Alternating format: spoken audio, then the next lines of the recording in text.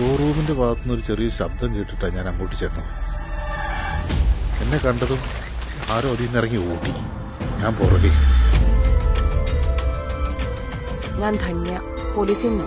But I hope you understand the gravity of the situation, Dhanya. അതെന്ത് ചെയ്യണമെന്ന് എനിക്കറിയാം. ഞാൻ നോക്കിയിട്ട് നിങ്ങൾ പോയി കളക്ടറെ ഒന്ന് കണ്ടു നോക്കും. എന്നിട്ട് എന്തെങ്കിലും ഒരു പരാതി കൊടുക്കും. ഉണ്ടാക്കും. നീ മാത്രമല്ല ഇവിടെ പോലീസുകാരനായിട്ടുള്ളത് കേട്ടോ.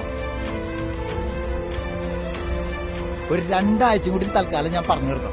നിന്റെയൊക്കെ അപ്പം വിചാരിച്ച ഈ പ്രശ്നം പുഷ്പം പോലെ പരിഹരിക്കാവുന്നുള്ളൂ. താനെ ഞങ്ങളെ പേടിപ്പിക്കാം. എത്ര ഉണ്ടോ? കുറച്ചുണ്ടപ്പ. ഇനി വേണ്ടത് എവിഡൻസ് ആണ്. സാക്ഷികളുമില്ല, മോട്ടീവുമില്ല.